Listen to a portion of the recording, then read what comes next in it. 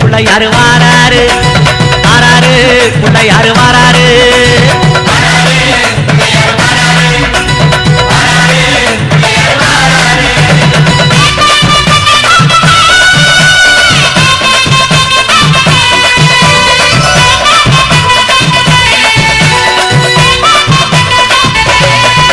அம்மாவேல் பிடித்த தம்பிக்கு தான் அண்ணனாகி வாராரு வெற்றி காணும் துதிக்கையினை தூக்கி கொண்டு வாராரு வெள்ளையான உள்ளங்களில் வீட்டிருக்க வாராரு ஜெய் ஹிந்த் ஜெய் ஹிந்த் ஜெய் ஹிந்த்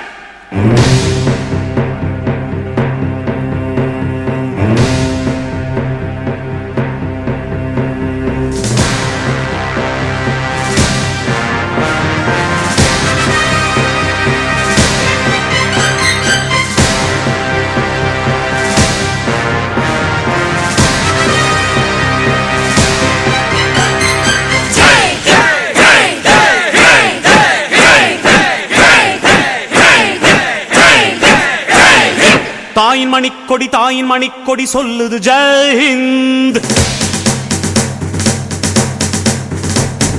தாயகம் காத்திட தன்னலம் போக்கிட சொல்லுக ஜெய் ஹிந்த். என் இந்திய தேசம் இது ரத்தம் சிந்திய தேசம் இது, என் இந்திய தேசம் இது ரத்தம் சிந்திய தேசம் இது, காந்தி மகான் வந்த கண்ணிய பூமி இது. தாயின் மணிக்கொடி சொல்லுது ஜெய் ஹிந்த்.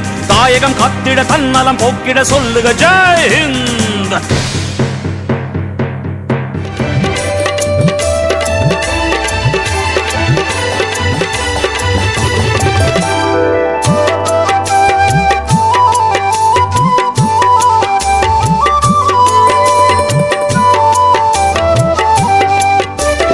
மனித குலத்தின் மனஇருளகற்ற அருணோதய ஒளி தர வந்தோம். நடுங்கி ஒடுங்கி ஒதுங்கிய மக்கள் விதியை மாற்றிட நாம் வந்தோம்.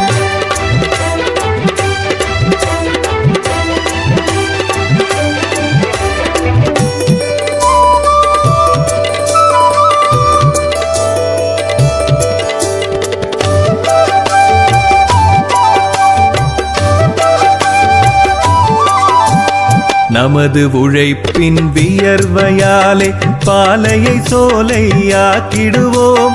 கல்லும் முள்ளும் நிறைந்த நிலத்தை வளம் கொழிக்க செய்திடுவோம்.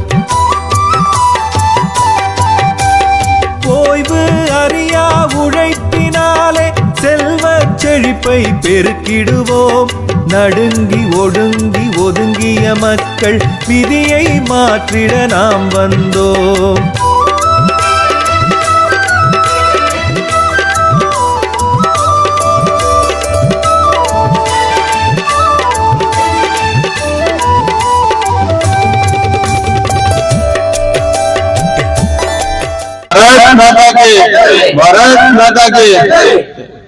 அனைவருக்கும் இனிய காலை வணக்கம். போக்குவரத்து தொழிற்சங்கத்தின் சங்கரகோயில் பணிமனை கிளை திறப்பு விழா இதுவே நடைபெற்றுக் கொண்டிருக்கிறது. முதற்கட்டமாக பெயர் பலகை பேரவை பொதுச் செயலாளர் திரு சதீஷ்குமார் அவர்களை திறந்து வைக்க அன்போடு அழைக்கின்றேன். ஒடுங்கி ஒதுங்கிய மக்கள் விதியை மாற்றிட நாம் வந்தோம்.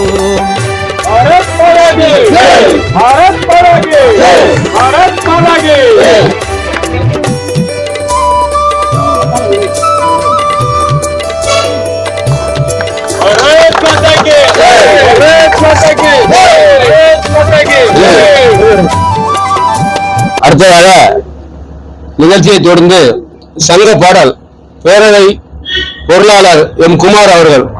மனித குலத்தின் மனையிருளகற்ற அருளோதய ஒளி தர வந்தோம்.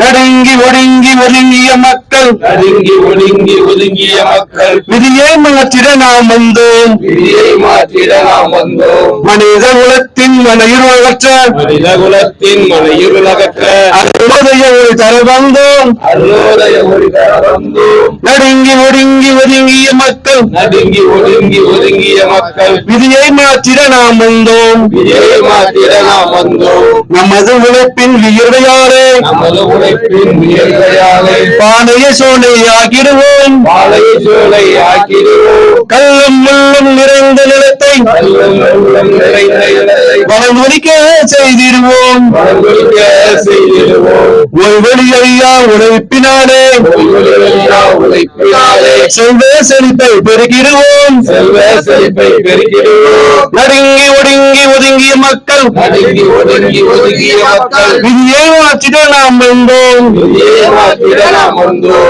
அடுத்தவர் உணவை பறித்து உண்ணும் அடுத்தவர் உணவை பறித்து உண்ணோம் இனி செயல் என்றும் செய்யோம் நாம் இது செயல் என்றும் செய்யோம் நாம் எனினும் எங்கள் உரிமை இழந்து எனினும் எங்கள் உரிமை இழந்து நடைபெறமாக வாழ்வோம் நாம் நடைபெறமாக வாழோம் நாம் நம்முடைய நிலைமை பெருநலத்துடனே நம்முடைய நலனை பெருங்கலத்துடனே இணைந்து வாழ்ந்திட வந்தோம் நாம் இணைந்து வாழ்ந்திட வந்தோம் நாம் நடுங்கி ஒடுங்கி ஒதுங்கிய மக்கள் நடுங்கி ஒடுங்கி ஒதுங்கிய மக்கள் விதியை மாற்றிட நாம் வந்தோம் விதியை மாற்றிட நாம் வந்தோம் உணவு உடையும் வீடு கல்வியும் உணவும் உடையும் வீடு கல்வியும் வாழ்வின் அடிப்படை தேவைகளே வாழ்வின் அடிப்படை தேவைகளே தனிநபர் வாழ்வும் குடும்ப வாழ்வும் தனிநபர் வாழ்வும் குடும்ப வாழ்வும் நலம் நிறைந்தால் மாற்றமது நலமிருந்தால் மோட்சமதே ஒரு மூச்சுடனே நாட்டு பணியில் மூச்சுடனே நாட்டுப்படியில் தோள்களை இணைக்க நாம் வந்தோம் தோள்களை இணைக்க நாம் வந்தோம்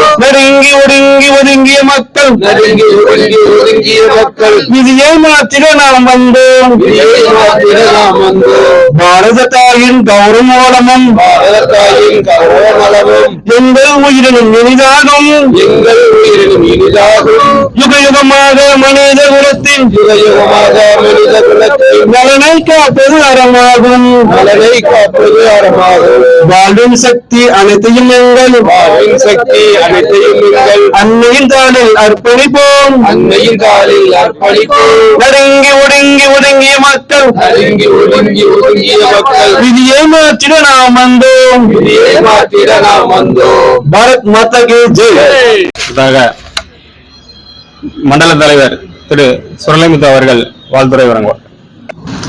மண்டல கிளையில் உள்ள சங்கரன்கோவில் பணிமனையில் இன்னைக்கு பேரு பலகை திறப்பு விழாக்கு வந்திருக்கும் அனைத்து கிளைகளில் வந்திருக்கும் அனைத்து பொறுப்பாளர் அவர்களுக்கும் எனது முதற்கட நன்றியை தெரிவிக்கிறேன். அடுத்ததாக நமது ஜனவரி 5ஆம் தேதி வள்ளியூர் கிளையில் திறக்கிறோம். இதனை சீரும் சிறப்புமாக நடக்க வேண்டும். இதை எல்லா கிளையினர் சார்பாக எல்லாரும் வந்து கலந்துக்கிறோம். நன்றி. தென்காசி மாவட்ட பிஎம்எஸ் பொதுச் செயலாளர் திரு எம் தங்கமாரியப்பன் அவர்களை அன்போடு அழைக்கின்றேன். இன்று நமது சங்கரன்கோவில் கிளை பணிமனை தென்காசி மாவட்டம் சங்கரன்கோவில் கிளை பணிமனையில இன்னைக்கு போர்டு பலகை திறப்பு விழா நடந்து கொண்டிருக்கிறது. இதற்கு பேரவை பொதுச் செயலாளர் திரு சதீஷ்குமார்ஜி வந்திருக்காங்க. தலைமை தாங்க திரு மண்டல பொதுச் செயலாளர் மாரியப்பன்ஜி அவர்களும் மற்றும் பேரவை துணைத் தலைவர் செல்வன்ஜி, பேரவை பொதுச் செயலாளர் சதீஷ்குமார்ஜி மற்றும் கிளை தலைவர் கணேசன்ஜி அவர்களுக்கு அனைவருக்கும் மற்றும் உறுப்பினர் அனைவருக்குமே வருவார் வரவேற்கிறேன். அப்புறம் பாரதிய முஸ்லிம் சங்கத்தை பொறுத்தவரை அப்படின்னா நம்ம இன்னைக்கு 70 ஆண்டுகளை கடந்த 71 ஆண்டு பணி அடி எடுத்து வச்சு நம்ம சிறப்பாக பணியாற்றி வருகிறோம்.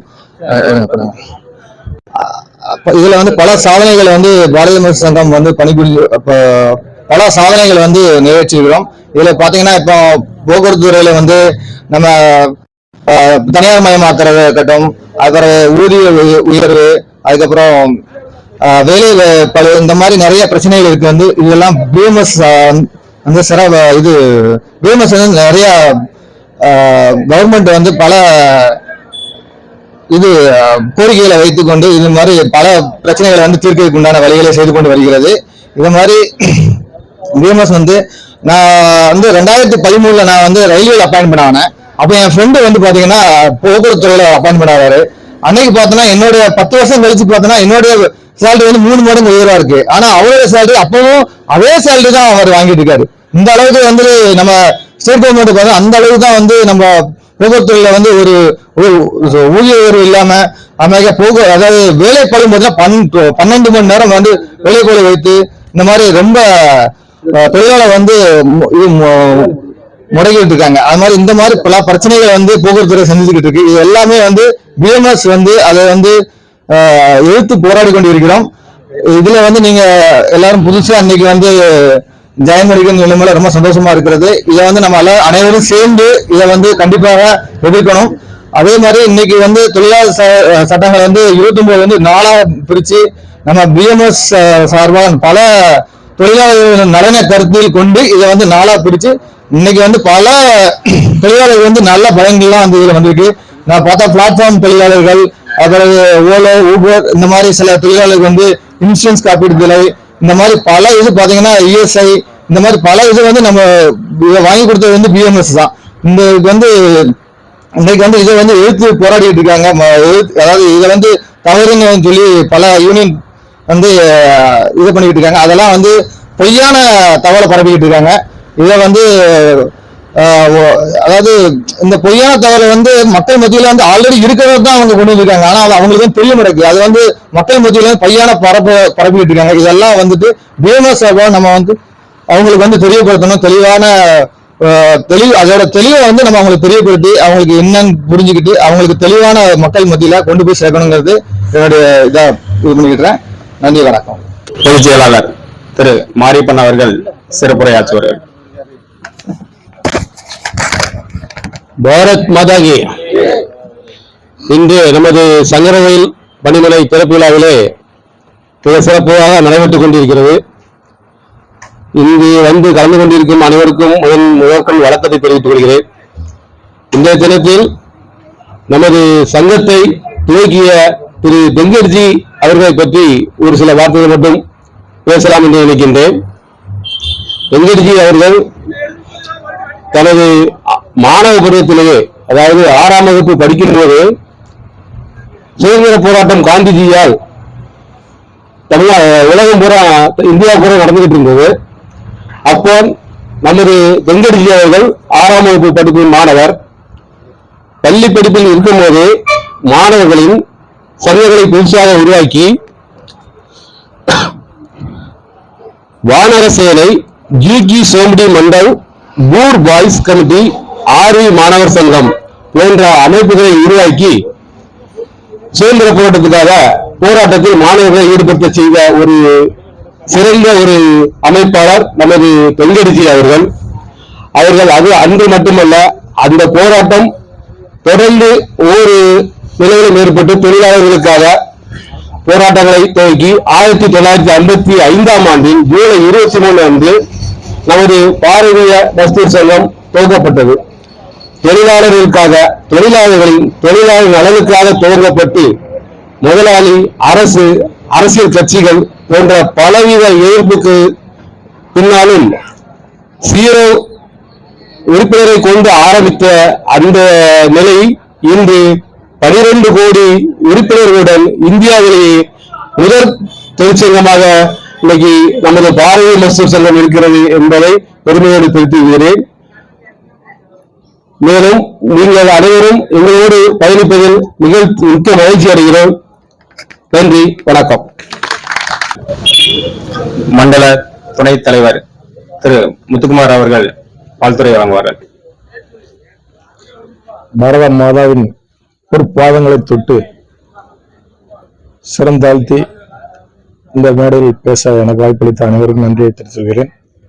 மேலும் இந்த போர்ப்படகு விழா திறப்பு விழாவிற்கு வருகின்றிருக்கும் எங்களது பேரவை பொதுச் செயலாளர் திரு சதீஷ்குமார் அவர்களை வருக என வரவேற்கிறோம். மேலும் மாநில துணை பொதுச் செயலாளர் துணைத் தலைவர் அவர்கள், மாநில துணைத் தலைவர் அவர்கள் செல்வம் அவர்களையும் இந்த மேடைக்கு வருவரையான வரவேற்கிறேன்.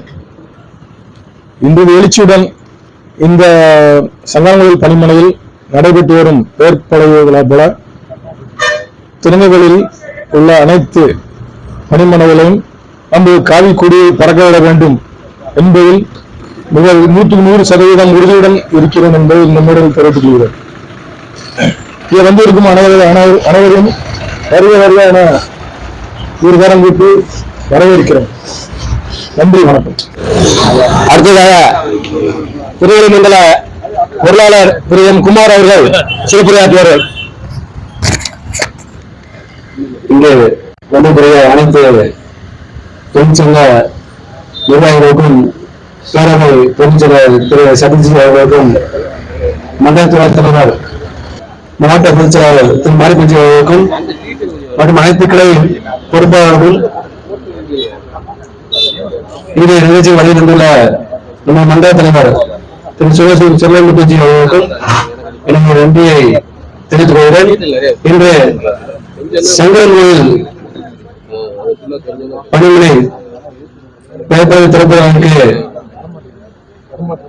மிகுந்த கஷ்டப்பட்டு இந்த பேப்பரை திரும்ப வைத்துள்ள கணேசன் அவருக்கு எனவே முதற்கான வணக்கத்தை தெரிவித்துக் கொள்கிறேன்.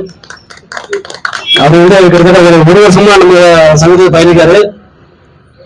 இருந்தாலும் பேப்பரை திறக்கிறதுக்கு அவ்வளவு கஷ்டப்பட்டுருக்காரு. திறக்காம ஆண்டாமா ரொம்ப கஷ்டப்பட்டு ஒரு இன்னைக்கு திறந்து வச்சுக்கோங்க. அவங்களுக்கு எங்க சங்கத்தின் சார்பாகவும் மற்றும் பேரவை சார்பாகவும் நன்றி தெரிவித்துக் கொள்கிறேன்.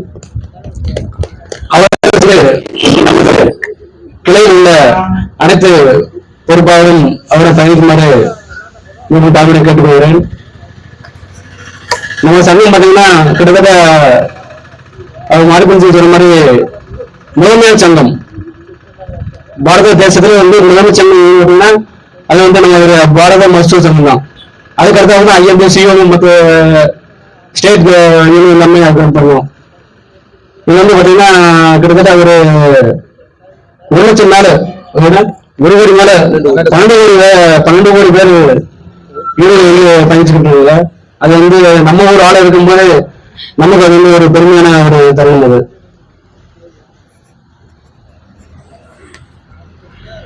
இந்த நிகழ்ச்சிகள் அனைத்தும் முறை நன்றி முடித்துக் கொள்கிறேன். நன்றி, வணக்கம். சங்கரன்கோவில் கிளை பொறுப்பாளர் திரு கணேசன் அவர்கள் நமது பேரவை பொதுச் செயலாளர் திரு சதீஷ்குமார் அவர்களுக்கு பொன்னாடை கொடுப்பார்கள்.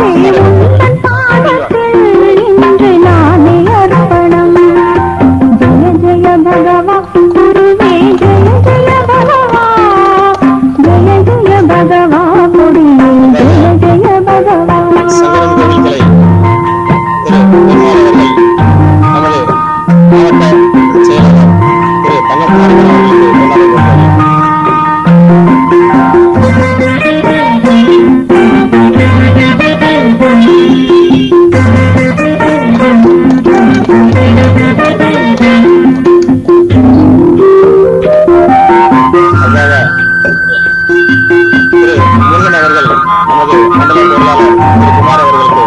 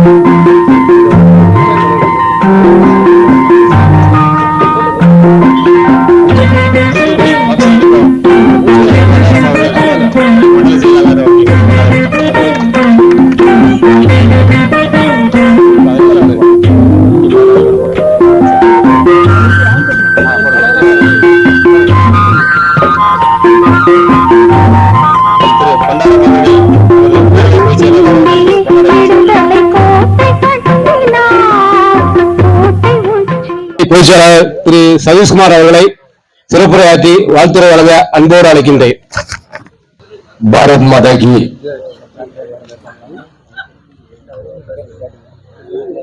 1925ஆம் ஆண்டு செப்டம்பர் மாதம் 27ஆம் தேதி மகாராஷ்டிரா மாநிலத்திலே நாக்பூர் என்ற இடத்திலே ராஷ்டிரிய சுயம் சேவா சங்கம் என்ற எங்களுடைய தாய் அமைப்பானது உருவாக்கப்பட்டது.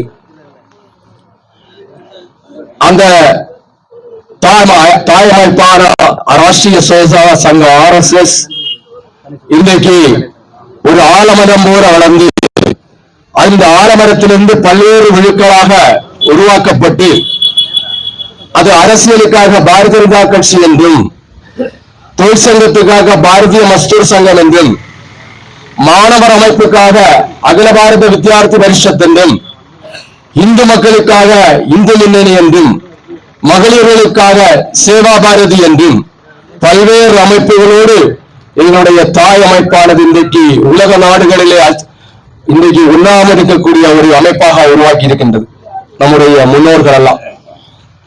அதிலே பாரதிய மஸ்தூர் சங்கமாக தொழிலாளருக்காக உருவாக்கப்பட்டிருக்கக்கூடிய அமைப்பு. அந்த பாரதிய மஸ்தூர் சங்கத்துக்கு பல்வேறு அமைப்புகள், அது மின்சாரத்துறையாக இருக்கலாம், தொழிலாளர் துறையாக இருக்கலாம், போக்குவரத்து தொழிற்சங்கமாக இருக்கலாம், பல்வேறு அமைப்புகள் தமிழகத்தில். அதுல முக்கியமான ஒரு அமைப்பு தான் இந்த போக்குவரத்து பாரதிய போக்குவரத்து தொழிலாளர் சங்கம். அந்த சங்கத்தினுடைய ஒரு துவக்க விழா இன்று இந்த திருநெல்வேலி மண்டலத்திலே இருக்கக்கூடிய அத்தனை கிளைகளிலும், வள்ளியூரை தவிர அத்தனை கிளைகளிலும் இன்றைக்கு காவிமயமாக்கப்பட்டிருக்கக்கூடிய ஒரு சூழ்நிலை. அதனுடைய ஒரு பகுதியாக இந்த சங்கரங்களை நிறைவேற்றிக் கொண்டிருக்கக்கூடிய இந்த நிகழ்ச்சிக்கு தகுதியோடு தலைமையேற்று வழிநடத்தி கொண்டிருக்கக்கூடிய மரியாதைக்குரிய மண்டலத்தினுடைய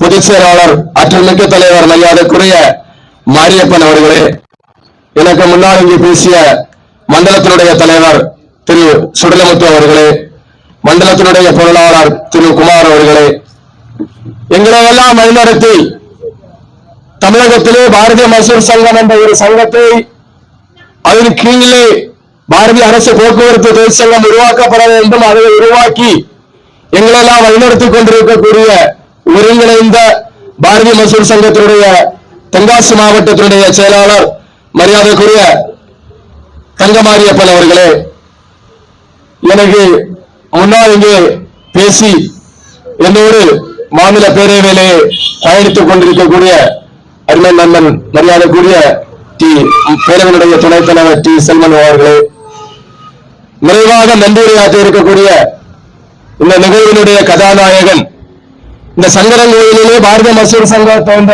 சங்கத்தை அமைக்கப்பட வேண்டும், அந்த சங்கத்தை அமைத்து சங்கத்தினுடைய பேரவை பலகையை திறந்து வைக்கப்பட வேண்டும் என்று பல நாட்களாக முழு முயற்சி எடுத்து இன்றைக்கு அது ஒரு வெற்றி விழா வந்திருக்கக்கூடிய சகோதரர் அவர்களுக்கும் பாரதிய அரசு போக்குவரத்து தொழிற்சங்க பேரவை சார்பாக நன்றியை தெரிவித்துக் கொள்கின்றேன். முதல் கட்டமாக நன்றியை தெரிவித்துக் கொள்கின்றேன்.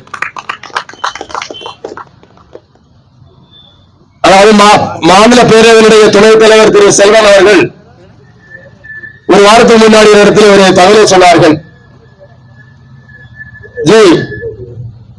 திருநெல்வேலி மண்டலத்தில் அத்தனை கிளைகளிலும் எங்களுடைய அமைப்பு உருவாக்கப்பட்டது.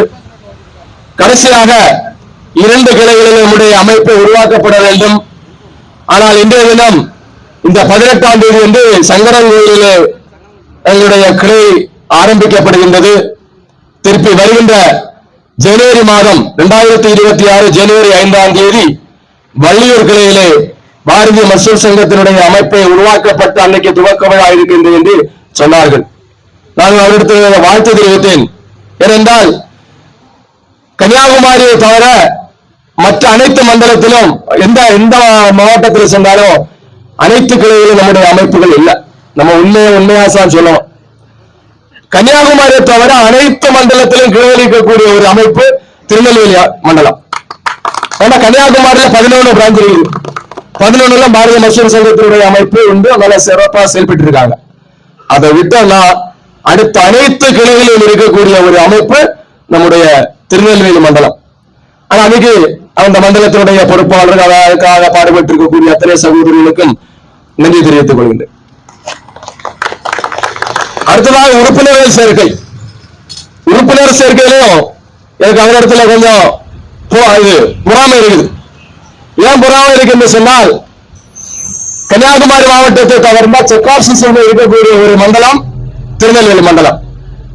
கன்னியாகுமரியில இன்னைக்கு பார்த்தா 400-450 உறுப்பினர் வச்சிருக்காங்க. அந்த செக் ஆஃப் சிஸ்டம் படி இருக்கக்கூடிய ஒரு மண்டலத்தை அதை தவிர திருநெல்வேலியில் தான் இன்னைக்கு 100 செக் ஆஃப் சிஸ்டம் வச்சிருக்கின்றார்கள். இந்த வருடத்துல இந்த மாதம் 35 உறுப்பினர்கள் கூட அதிகமாக சேர்த்திருக்கின்றார்கள். 58 உறுப்பினர்களை சேர்த்திருக்கின்றார்கள் என்று சொன்னால், இந்த போக்கு போனால் ஒருவேளை கன்னியாகுமரியை மிஞ்சுகின்ற அளவிலே திருநெல்வேலி மண்டலம் மாறுவதற்கான ஒரு வாய்ப்பு இருக்கின்றது. வாய்ப்பில்லை, உருவாக்கப்பட வேண்டும். அது மாற்றிக்கிறது கிடையாது. இது அத்தனையுமே திருநெல்வேலி நாகர்கோவில் சென்ற இந்த வருஷம் 2025 80க்கும் மேற்பட்ட திமுக தொழிற்சங்கத்தில் இருக்கக்கூடிய உறுப்பினர்கள் பாரதிய மசூர் சங்கத்தில் இணைந்திருக்கின்றார்கள். அதை தவிர இந்த மாதம் இதே மாதத்துல நாங்க அதிகாரிகிட்ட போனோம். அதிகாரிகள் போட்டோம்னா ஆளுங்கட்சியினுடைய அமைச்சருடைய நெருக்கடி, ஆளுங்கட்சியினுடைய பிரஷர், ஆனால் அவங்க செக் ஆஃப் சிஸ்டம் மாற்ற மாட்டாங்க. எங்களுக்கு என்ன நீதிமன்றம் இருக்கின்றது, நீதிமன்றத்தை நாடணும். நீதிமன்றம் மூலமாக 80 பேர் இந்த ஆண்டு 2025ஆம் ஆண்டு. அதை தவிர இந்த நவம்பர் மாதம் இதே மாதத்துல சம்பள செய்வதை பார்த்தோம்னா 23 உறுப்பினர்களை எல்பிஎஃப் தொழிற்சங்கத்துக்கு மாற்றி நிர்வாகம் பாரதிய மசூர் சங்கத்துக்கு வந்திருக்கின்றார்கள். ஏன் இதுக்கு காரணம் என்று சொன்னால், அங்கிருக்கக்கூடிய மன அழுத்தம், பல்வேறு பிரச்சனைகள், அவங்களால் அங்க சகித்துக் கொள்ள முடியாத உறுப்பினர்கள் தான் இன்றைக்கு பாரதிய மசூர் சங்கத்தை நோக்கி படையெடுக்கின்றது என்று சொன்னால், எங்களுடைய அமைப்பு அப்படி அரசியலுக்கு அப்பாற்பட்டிருக்கக்கூடிய அமைப்பு. எந்த அரசியல்வாதியும் இல்லை. நீங்க ஒருவேளை பார்க்கலாம், இது பாரதிய மசூர் சங்கம் என்று சொல்லுகின்ற போது பிஜேபியுடைய தொழிற்சங்கமாக இருக்கலாம். அந்த பிஜேபியுடைய கலவரை போட்டிருக்கின்றார் என்று சொன்னால் எங்களுடைய சகோதர இயக்கம் அது. ஆனால் ஏனால் பாரதிய மசூர் சங்கம் பாரதிய ஜனதா கட்சி இணையதற்கும் என்று சொன்னால், தவறு செய்தால் அது நரேந்திர மோடி அல்ல, யாராக இருந்தாலும் அது தட்டி கேட்பதிலே பாரதிய மசூர் சங்கம் முதலில் இருக்கின்றது. ஒரு உதாரணம் தான் வாஜ்பாயுடைய காலகட்டத்திலே தொழிலாளருக்கு எதிராக ஒரு சட்டத்தை வாஜ்பாய் அரசாங்கம் கொண்டு வந்தது. இந்த வாஜ்பாய் அரசாங்கத்திலே பிரதமராக இருக்கின்ற போது வாஜ்பாய் அவர்கள் பாரதிய மசூர் சங்கத்தினுடைய அகில பாரத பொறுப்பாளர்கள் அனைவரும் பிரதமர்களை சந்தித்து இந்த சட்டத்தை வாபஸ் பெற வேண்டும், இல்லை என்று சொன்னால் உங்களுக்கு எதிராக பாரதிய மசூர் சங்கம் போராட வேண்டிய சூழ்நிலை உருவாக்கும் என்று சொன்னார்கள். ஆனால் அன்றைக்கு இருந்த வாஜ்பாயுடைய அரசாங்கம் அது ஏற்றுக்கொள்வதற்கு தயாராக இல்லை. அந்த சட்டத்தை நடைமுறைப்படுத்தி ஆக வேண்டும் என்று சொன்னோம். ஆனால் பாரதிய மசூர் சங்கம் அந்த பாரதிய ஜனதா கட்சியினுடைய அரசாங்கமாக இருக்கக்கூடிய வாஜ்பாயுடைய அரசாங்கத்தை எதிர்த்து டெல்லியிலே தமிழகத்திலிருந்து கூட ஆளுகள் சென்றார்கள். மிகப்பெரிய ஒரு போராட்டத்தை காட்டி அந்த அந்த சட்டத்தை ரத்து செய்வதற்கான அனைத்து நடவடிக்கைகளை எடுத்து அந்த வாஜ்பாய் அரசாங்கம் அந்த சட்டத்தை ரத்து செய்தது. இதுதான் பாரதிய மசூர் சங்கம். எங்களுடைய சகோதர அமைப்பாக இருக்கக்கூடிய பாரதிய ஜனதா கட்சி ஆட்சி செய்கின்றார் என்று சொன்னாலும் கூட நாங்கள் எதிர்ப்பதிலே தயாராக இருக்கின்றோம். இப்போ 2025 நவம்பர் மாதம் 21ஆம் தேதி மத்தியில் ஆளுகின்ற மோடி அரசாங்கம் 29 தொழிலாளர் சட்டங்களை ஒருங்கிணைத்து 4 சட்டங்களாக மாற்றினார்கள். அந்த 4 சட்டங்களை 29 சட்டங்களை 4 சட்டங்களாக மாற்றுவதற்கு முன்பதாக பாரதிய மசூர் சங்கத்தினுடைய அகில பாரத பொறுப்பாளர்களை பிரதமர் அலுவலகத்திலே நிதித்துறை அமைச்சர் மற்றும் தொழிலாளர் துறை அமைச்சர் எல்லாம் உட்கார்ந்து அங்கு ஆலோசனை நடத்துறாங்க. நாங்கள் 29 சட்டத்தை 4 சட்டங்களாக மாற்றப்படுகின்றோம். இந்த 4 சட்டத்தில் தொழிலாளர்களுக்கு எந்த விதமான பாதிப்பு இருக்கின்றதா என்று ஆராயுங்கள். அந்த பாதிப்பு உண்டு என்று சொன்னால் அதை சுட்டிக்காட்டுங்கள், அதை நாங்கள் மாற்றுவதற்கு தயாராக இருக்கின்றோம் என்று சொல்லி 1 மாத காலமாக அதுக்கான ஆய்வுகளை நடத்தி கொண்டிருந்தார்கள். பாரதிய மசூர் சங்கத்தினுடைய அகில பாரத பொதுச் செயலாளர் திரு ஹிந்து அவர்களும் அனைத்து பொறுப்பாளருமாக சேர்ந்து இந்த துறையினுடைய அமைச்சர்களை சந்தித்து அந்த சட்டத்தை குறித்து ஆராய்ந்தார்கள். ஆராய்கின்ற போது 29 சட்டங்களை ஒருங்கிணைத்து 4 சட்டங்களாக மாற்றுவதிலே தொழிலாளர்களுக்கு எந்த விதமான சட்ட பாதிப்பும் கிடையாது. இதை நடைமுறைப்படுத்துவதற்கு பாரதிய மசூர் சங்கமும் எங்களுடைய தொழிற்சங்க அமைப்புகளும் ஆதரவு என்று சொன்னார்கள். சென்ற மாதம் 21ஆம் தேதி அதை சட்டமாக வெளியிட்டிருக்கின்றார்கள். ஆனால் இங்க இருக்கக்கூடிய ஒரு சில தொழிற்சங்கங்கள், ஒரு சில கூட்டமைப்பு தொழிற்சங்கங்கள் அந்த சட்டத்தை எதிர்த்து பல இடத்திலே போராட்டம், குறிப்பாக CITU.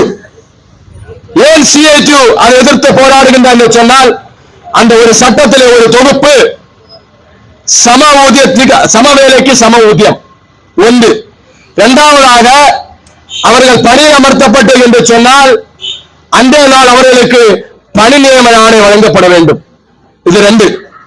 அடுத்தபடியாக 1ஆம் தேதியிலிருந்து 30ஆம் தேதி வரைக்கும் ஒரு தொழிலாளி எந்த துறையாக இருந்தாலும் சரி, ஒரு வீடு சுற்றுகின்ற தொழிலாளியாக இருந்தாலும் சரி, ஒரு நிறுவனத்தில் வேலை செய்திருந்தார் என்று சொன்னால் அவர்களுக்கு 30ஆம் தேதி அன்று சம்பளம் வழங்கி இருக்கப்பட வேண்டும்.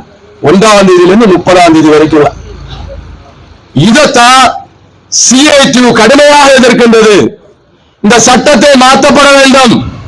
ஏன் CITU அதுக்கு எதிர்க்கின்றது என்று சொன்னால், நம்முடைய பக்கத்தில் இருக்கக்கூடிய மாநிலம், இங்கிருந்து ஒரு 40 கிலோமீட்டர், ஒரு 40-45 கிலோமீட்டர் இருக்கக்கூடிய மாநிலம் கேரளா மாநிலம்.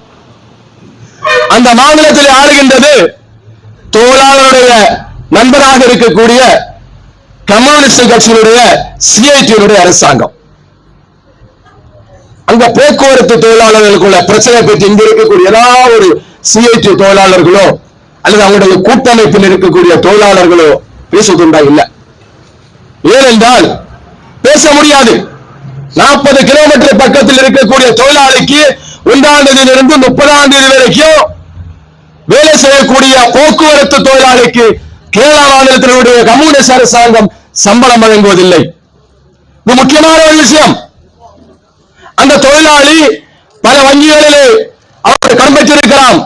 வீடு வைப்பதற்காக, தன்னுடைய குழந்தையை படிக்க வைப்பதற்காக பல்வேறு விதத்திலே கடன் வாங்கியிருக்கலாம். எதை நம்பி கடன் வாங்கியிருக்கின்றார்கள்? நான் வேலை செய்யக்கூடிய நிறுவனத்திலே எனக்கு 30ஆம் தேதி சம்பளம் வழங்குவார்கள். அந்த சம்பளத்தில் இருந்து அந்த வங்கிக்கு தேவையான இன்ஸ்டால்மெண்ட் அவர்கள் பிடித்துக் கொள்வார்கள். ஆகையால் இந்த இடத்திலே கடன் வாங்கி இருக்கின்றார்கள். ஆனால் இந்த பினராயியுடைய அரசாங்கம், கேரளாவில் இருக்கக்கூடிய தொழிலாளருடைய தோழராக இருக்கக்கூடிய அரசாங்கம் சம்பளம் வழங்குவது கிடையாது. ஜனவரி மாதம் 1ஆம் தேதியிலிருந்து 30ஆம் தேதி பணி செய்த தொழிலாளிக்கு ஏப்ரல் மாதம் சம்பளம் வழங்குகின்றார்கள். இந்த நிலைமைக்கு இந்த சட்டம் எதிராக இருக்கும். அதனால தான் CITU ஒரு பொய் பிரச்சாரத்தை உருவாக்கி இருக்கின்றார்கள். ஒன்று. அடுத்ததாக கேரளாவில் இந்த நெருப்பு பைத்தியகாரம் இருக்கு. தமிழ்நாட்டில் வந்து கேரளா பத்தி பேசியிருக்காங்க.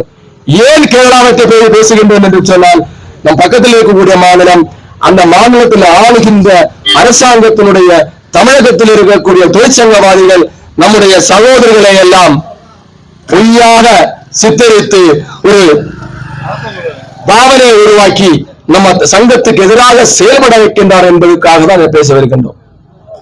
ஓய்வு பெற்ற தொழிலாளர்கள் கேரளாவில் ஓய்வூதியம் கொடுக்கப்படவில்லை 6 மாத காலங்களாக.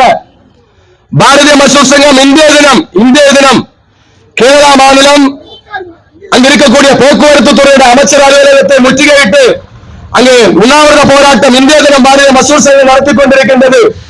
எதுக்காக என்று கேட்டால், நான் உட்பட இங்கு இருக்கக்கூடிய அத்தனை போக்குவரத்து சகோதரர்களும் 58% DA வாங்கி கொண்டிருக்கின்றார்கள். ஆனால் கேரளா மாநிலத்திலே DA என்று கேட்டால் 0. அதுக்காக தமிழகத்தை காரணம் காட்டி தமிழகத்தில் இருக்கக்கூடிய போக்குவரத்து ஊழியர்களுக்கு வழங்குகின்ற அகவிலப்படியை போல கேரளா மாநிலத்திலேயும் எங்களுக்கும் வழங்கப்பட வேண்டும் என்று சொல்லி அந்த மேல் லெட்டரே தான் எங்களை இனிக்கும் வேணும் DA, என்ற முத்ரா வாக்கியத்தை வைத்துக் கொண்டு இன்றைக்கு பாரதிய மசூர் சங்கம் போராடி கொண்டிருக்கின்றது. அப்படிப்பட்ட அரசாங்கம் நடத்தி கொண்டிருக்கக்கூடிய அந்த கட்சியில் இருக்கக்கூடிய சகோதரர்கள் தான் இந்த பொய் பிரச்சாரத்தை உருவாக்கி இருக்கின்றார்கள். தற்கொலைகள், ஆயிரக்கணக்கான தொழிலாளர்கள் தற்கொலைகள், வங்கியிலே பணம் கட்ட முடியாது தற்கொலை. சென்ற மாதத்துக்கு முந்த மாதம் 190 தற்காலிக ஊழியர்கள், அதாவது அந்த எம்எல்ஏ இருக்கக்கூடிய ஊழியர்கள், பெண் ஊழியர்கள், அந்த அலுவலக ஊழியர்கள் 100 பேரை வெளியில விட்டார்கள். ஒரு கையெழுத்துல வெளியிட்டாங்க. 190 பேர் வேலை பார்த்திருக்கக்கூடிய அந்த அலுவலகத்துல 100 பேரை வெளியில விட்டு அந்த மாநிலத்துல இப்ப அந்த 100 பேர் வேலையும் இந்த இருக்கக்கூடிய 90 பேர் வேலை செய்யக்கூடிய வேலையாக இருக்கின்றது. பணிச்சுமை அதிகமாக வழங்கி இருக்கின்றார்கள். இதுதான் இவருடைய நிலைப்பாடு. அடுத்தது நம்ம தமிழகத்திலே திராவிட முன்னேற்ற கழகத்தினுடைய ஆட்சி 2021ஆம் ஆண்டு சிறப்பாக அமைந்தது. நான் உட்பட அனைவரும் எதிர்பார்த்தோம். சிறப்பான ஒரு முதலமைச்சர் எங்களுக்கு பல்வேறு போக்குவரத்து தொழிலாளர்களாக இருக்கக்கூடிய அத்தனை தொழிலாளர்களுக்கும் பல்வேறு பிரச்சனைகள் முந்தைய காலகட்டங்களில் நடந்து கொண்டிருந்தது. அதை நிவர்த்தி செய்து எங்களுக்கு ஒரு ஒளி விளக்கு ஏற்றுவார் என்று நாங்களும் எதிர்பார்த்தோம். அனைத்து தொழிலாளர்களும் தொழிற்சங்கங்களும் எதிர்பார்த்தோம். ஆனால் நடப்பது என்ன? தேர்தல் வாக்குறுதிகளை சொன்ன போக்குவரத்து தொழிலாளர்களுக்கான 70 வாக்குறுதிகளும் நிறைவேற்றப்படவில்லை. அதுல ஒன்றுதான் 517 தேர்தல் வாக்குறுதியில 142வது அந்த வரிசையில எடுத்து பார்த்த படிச்சா தெரியும். என்னன்னா, கழகத்தினுடைய ஆட்சி அமைந்தால் போக்குவரத்து தொழிலாளர்களுக்கு பழைய ஓய்வூதிய திட்டத்தை என்னுடைய அரசில் கண்டிப்பாக நடைமுறைப்படுத்தும் என்று சொல்லி ஒரு வாக்குறுதி அளித்தார்கள். இது மட்டும் போதும். போக்குவரத்து தொழிலாளர்கள் என்ன வேண்டாம்.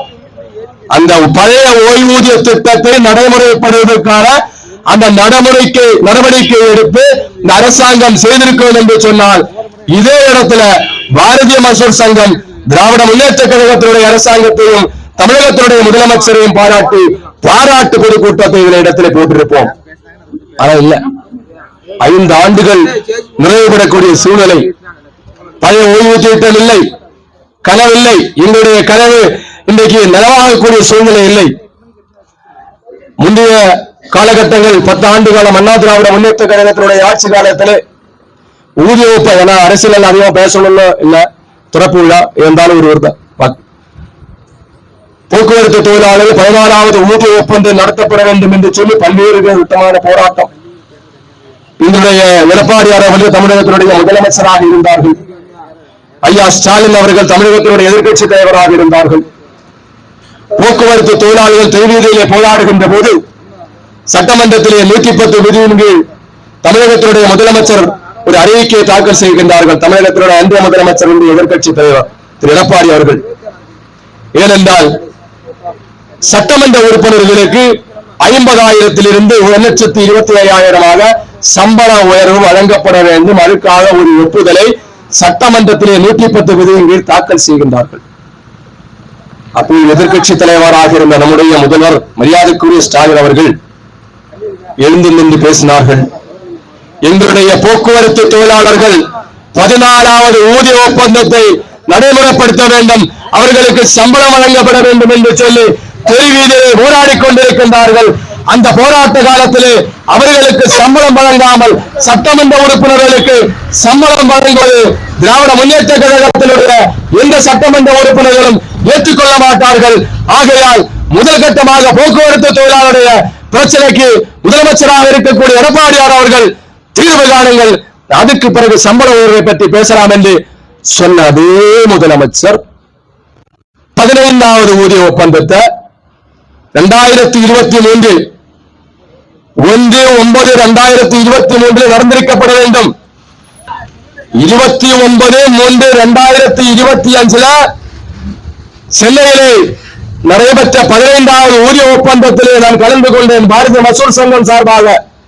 அன்றைக்கு வாக்குறுதி அளித்தார்கள் நம்முடைய போக்குவரத்து துறை அமைச்சர் அவர்கள் சிவசங்கர் அவர்கள் ஐயா. ஆனா இந்த கிட்டத்தட்ட 9-8 மாதங்களாகின்றது. ஒரு இன்ஸ்டால்மெண்ட் கூட நமக்கு தருவதற்கு எந்த விதமான நடவடிக்கையும் அரசாங்கம் எடுக்கப்படவில்லை. இதனால்தான் அனைத்து தொழிலாளர்களுக்கு மன உளைச்சல். அதான் அந்த சங்கத்தில் இருந்து விலகி வேறு சங்கத்துக்கு மாற வேண்டும் என்று ஒரு முடிவெடுக்கின்றார்கள். அந்த சங்கத்தில் இருக்கப்பட வேண்டும் என்று சொன்னால் எங்களுக்கு எந்த விதமான பலனும் இல்லை. டியூட்டி போஸ்டிங் இங்க மட்டும் இல்ல, தமிழகத்தில் அத்தனை பணிமனைகளிலும் அவங்களுக்கு வேண்டவர்களுக்கு டியூட்டி போஸ்டிங் போடணும். இந்த பிரச்சனை கன்னியாகுமரி மாவட்டத்தில் நடைபெற்றுக் கொண்டிருக்கின்றது. பல்வேறு விஷயங்கள். அதுக்காகத்தான் கன்னியாகுமரி மாவட்டத்தில் இருக்கிற பாரதிய மசூர் சங்கம் ஒரு முடிவெடுத்து நீதிமன்றத்திலே சென்று ஒரு நீதிமன்ற உத்தரவை வாங்குறோம். இந்த நீதிமன்ற உத்தரவு என்று சொன்னால் அனைவருக்கும் பணி மூப்பு அடிப்படையிலே சீனாட்டி ஷெட்யூலை வழங்கப்பட வேண்டும் என்று சொல்லி ஒரு உத்தரவை பாரதிய மசூர் சங்கம் வாங்கி சம்பந்தப்பட்ட அதிகாரிகளுக்கு கொடுக்கப்பட்டது. ஆனால் அதிகாரிகள் எந்த விதமான நடவடிக்கை எடுக்கப்படல. பல்வேறு கட்டமான போராட்டம் முடிவெடுக்கல. கடைசியாக கண்டம் கோர்ட்டு போன உடனே நம்ம இப்ப இருக்கக்கூடிய நிர்வாக உறுப்பினரும் இப்ப இருக்கக்கூடிய பொதுமேலாளரும் ஒரு முடிவு எடுத்தாங்க.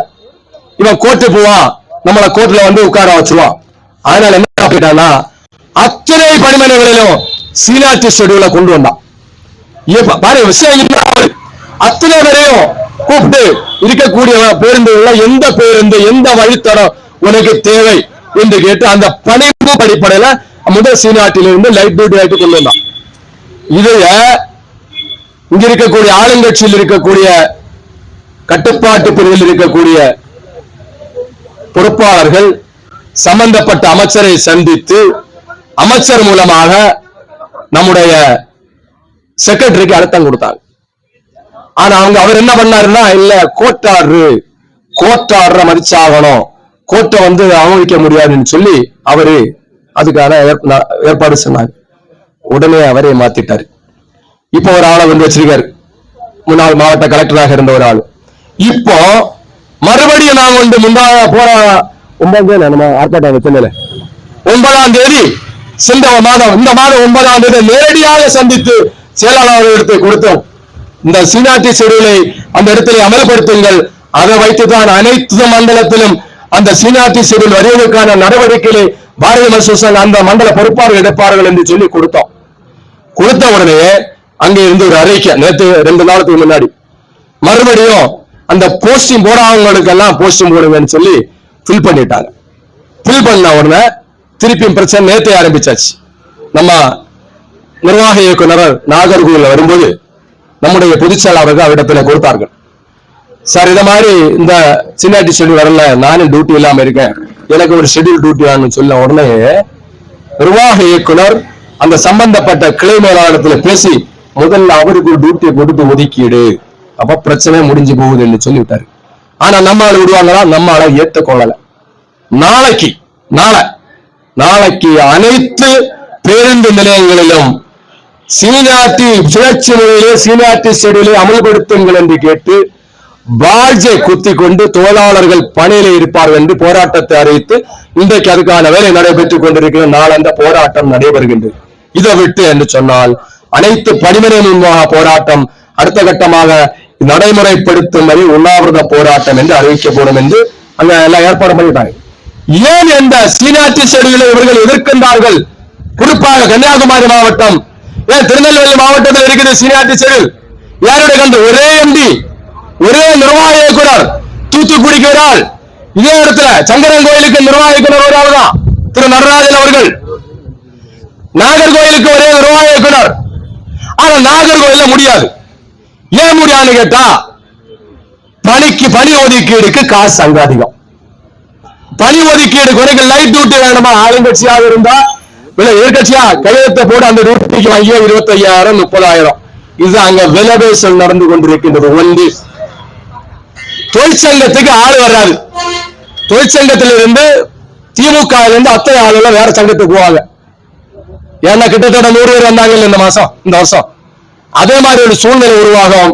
அங்க இருக்கக்கூடிய அமைச்சருக்கு இருக்க முடியாது, மாவட்ட செயலர் இருக்க முடியாது என்ற ஒரு நிலையை உருவாக்கித்தான் இன்றைக்கு அவங்க சப்போர்ட் யாருன்னு கேட்டா இருக்கக்கூடிய கூட்டுக்குழுவில் இருக்கக்கூடிய தலைவர்கள், இந்த CI2, INTC இவங்க எல்லாம் சேர்ந்து அவங்க தானே கூட்டணி, அவங்க எல்லாம் சேர்ந்து இப்போ எதிர்த்து அந்த கட்டத்தில் நீக்கிது. இதுதான் இவங்களுடைய நிலை. ஏன் இந்த கூட்டுக்குழுவில் இருக்கக்கூடிய முக்கியமான பொறுப்பாளர்கள் அடிக்கடி நம்முடைய முதலமைச்சரை சந்தித்துக் கொண்டிருக்கின்றார்கள். அவருடைய தேவைக்கான விஷயங்களை குறிப்பாக சிஐடியினுடைய சண்முகம் எல்லாம் மாநில பொதுச் செயலாளர்கள் மாநில செயலாளர்களுடைய சண்முகம் அடிக்கடி சந்திக்கிறாங்க, பல்வேறு மேடைகள்ல வர்றாங்க. இவருடைய மாநாட்டுக்கு முதலமைச்சர் வாரார்.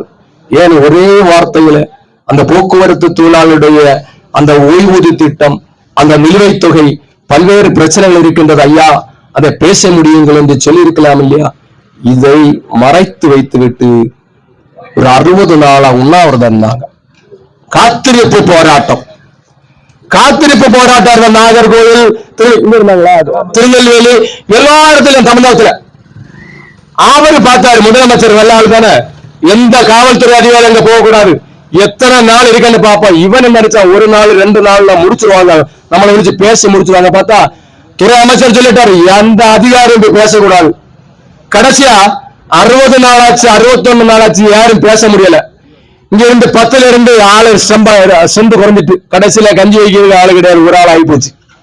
அந்த சூழ்நிலை வந்த உடனே ஒரு தூதனை விட்டான் அரசாங்கத்துக்கு. அமைச்சரிடத்துல பேசினார். பேசி மறுநாள் காலத்து ஆறுமுகம் முக்கியமான பொறுப்பாளர்களை சந்தித்து ஒரு அறிவிக்கை பத்திரிகையில எங்களுடைய கோரிக்கையை நாங்கள் அமைச்சரிடத்திலே பேசியிருக்கின்றோம். அமைச்சர் எங்களுடைய கோரிக்கைகளை ஏற்று வருகின்ற பொங்கல் முடிந்த உடனே அனைத்து பணவளங்களும் தருவதாக ஏற்றுக்கொள்வதன் காரணமாக எங்களுடைய பெரிய போராட்டமானது தற்காலிகம் ஒத்திவைக்கப்படும் என்று அறிவித்து அதில் இருந்து வெளியே வந்துட்டாங்க. இல்லைன்னா 1 வருஷம் இருந்தா கூட அவங்களும் கண்டுக்க மாட்டாங்க. இவங்கள இருந்து பாதி வருங்க. ஏன்னா வந்தது எத்தனை பேருமே ஓய்வு பெற்றவர்கள், அவர்கள் சுகர் மாத்திரை சாப்பிடணும், அந்த கொலஸ்ட்ரால் பிரச்சனை உள்ளவர்கள், அத்தனை நோய் நொடி உள்ளவர்கள் தான் அந்த நிகழ்ச்சியில கலந்து கொண்டாங்க. ஏன்னா ஆள் கிடையாது இப்போ அந்த நிலைமைகள். ஆகவே சங்கரன் கோயில் உட்பட இருக்கக்கூடிய அத்தனை உறுப்பினர்களையும் பாரதிய மசூர் சங்கத்துக்கு இணைத்து பாரதிய மசூர் சங்கத்தை ஒரு வலுவடைந்த சங்கமாக மாற்றுவதற்கு சங்கரங்கோயிலில் இருக்கக்கூடிய பொறுப்பாளர்கள் முயற்சி எடுக்கப்பட வேண்டும்.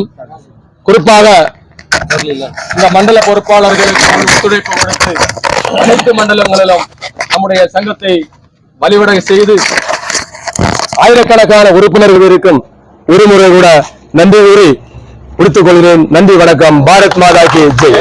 பேச்சாளர் அவர்களுக்கு நன்றியை தெரிவித்துக் கொள்கிறேன். இந்த தினம் நமது பாரதிய மசூர் சங்கம் சங்கரகோயில் கிளை திறப்பு விழா இங்கே நடைபெற்றது. இந்த நிகழ்ச்சியை சிறப்பாக ஏற்பாடு செய்த சங்கரகோயில் கிளை பொறுப்பாளர் அனைவருக்கும் திருநெல்வேலி மண்டலம் சார்பாக நன்றியை தெரிவித்துக் கொள்கிறேன். நன்றியை ஆற்ற சங்கரகோயில் கிளை தலைவர் திரு கணேசன் அவர்களை அன்போடு அழைக்கிறேன். கிளை செயலாளர் திரு கணேசன் அவர்களை அன்போடு அழைக்கின்றேன்.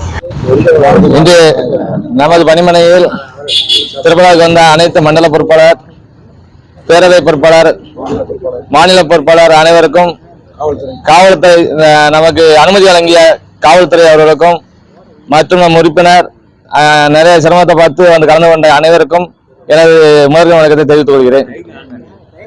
நன்றி. வாழ்க பாரதம், வளர்க PMS.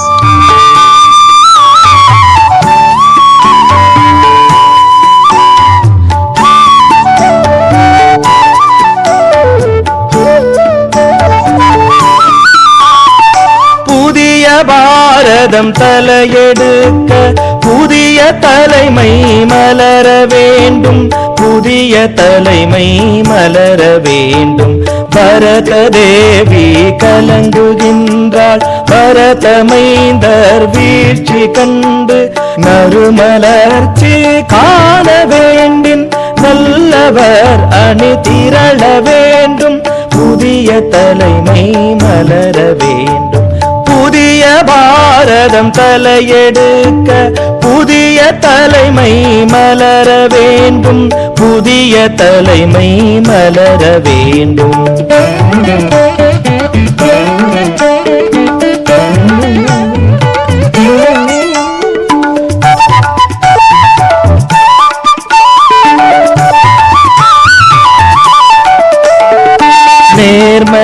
நெடுங்காலர் வீர நெஞ்சர் நம்ப இயலும் நாணயத்தோர் தொண்டு செய்ய விரதம் பூண்டோர் தூயவர் அணி திரள வேண்டும் புதிய தலைமை மலர வேண்டும் புதிய பாரதம் தலையெடுக்க புதிய தலைமை மலர வேண்டும் புதிய தலைமை மலர வேண்டும்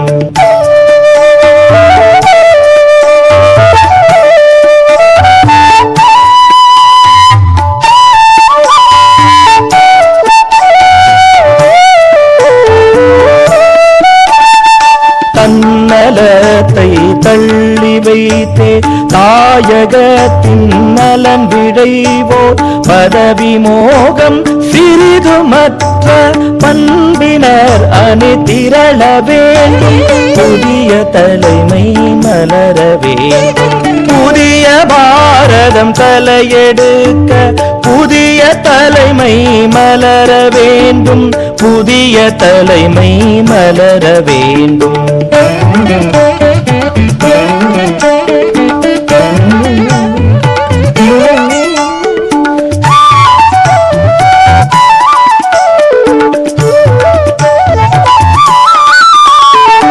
அரச போகம் சூழ்ந்த போதும் அறத்தின் நெறியை மறந்திடாதோர் புகழுரைக்கே மயங்கிடாதோர் புனிதர்கள் அணி திரள வேண்டும் புதிய தலைமை மலர வேண்டும் புதிய பாரதம் தலையெடுக்க புதிய தலைமை மலர வேண்டும் புதிய தலைமை மலர வேண்டும்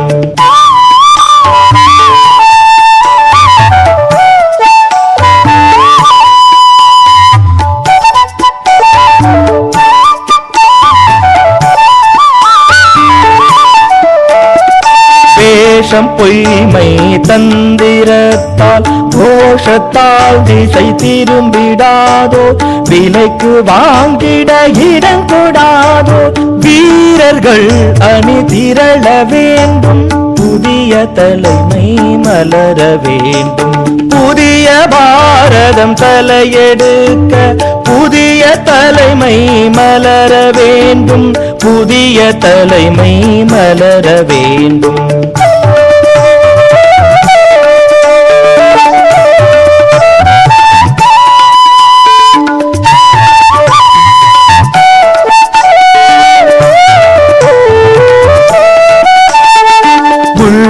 புறமும் உயர்ந்து நிற்போர் உள்ளத்தின்மையில் மேறு போன்றோர் திறமை வளர தவமியற்றும் தகைமையாளர் திரள வேண்டும் புதிய தலைமை மலர வேண்டும் புதிய பாரதம் தலையெடுக்க புதிய தலைமை மலர வேண்டும் புதிய தலைமை மலர வேண்டும் தொட்டதெல்லாம் நிச்சயம் ஜெயித்திடுவோம் சத்தியம் மாருதியின் துணை இருக்க என்றுமே ஜெயம் நமக்கென்றுமே ஜெயம்